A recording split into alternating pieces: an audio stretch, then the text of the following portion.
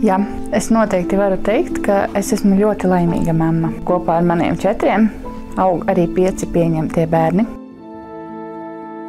Ances stāsts nav viegls. Pirmajos dzīves 4 mēnešos viņa bioloģiskā mamma ir gan situsi, gan kratījusi. Viņai ir kratītā bērna sindroms, ļoti daudz galvas traumas.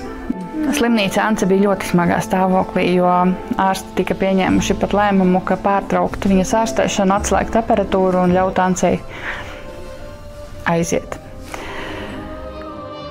Bet Ance ir cīnītāja. Viņa sāka elpot bez aparātiem pati, sāka ēst. Tad viņa nonāca bērnu namā, kur darbinieki sāka meklēt Ancei ģimeni. Tik smagu bērnu visticamāk, ka neviens nebūtu paņēmis.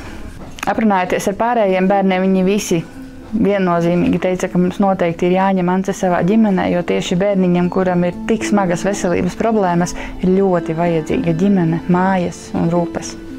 Ancei ne tikai ir kustību traucējumi, jo viņa pati nespēja sēdēt, viņa pati nevar noturēt galvu, viņa pati nevar paēst, viņa tiek barota caur peigu zondi. Un vissmagākais, laikam, kas pagājušā vasarā mums pateica, ka Ance ir neredzīga. Par Adeli centru mums pastāstīja cita ģimene, kas šeit ar savu bērnu ir jau braukuši, un viņiem ir ļoti labi rezultāti. Viņi mums pastāstīja, šeit ir daudz savādāka pieeja rehabilitācijai, savādāki vingrojumi.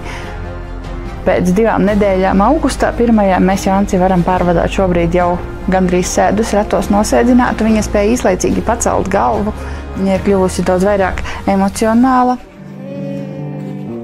Jā, mēs noteikti gribētu vēlreiz braukt uz Adeli, jo es redzu, cik Ance šeit daudz var padarīt un kādas tās ir iespējas viņai. Protams, es nezinu, cik man tas viegli izdosies, jo mums valsts neapmaksā šos braucienus, tie ir jāsamaksā pašiem no savas kabatas vai arī jāmeklē ziedotāju labdarības fondu naudiņa.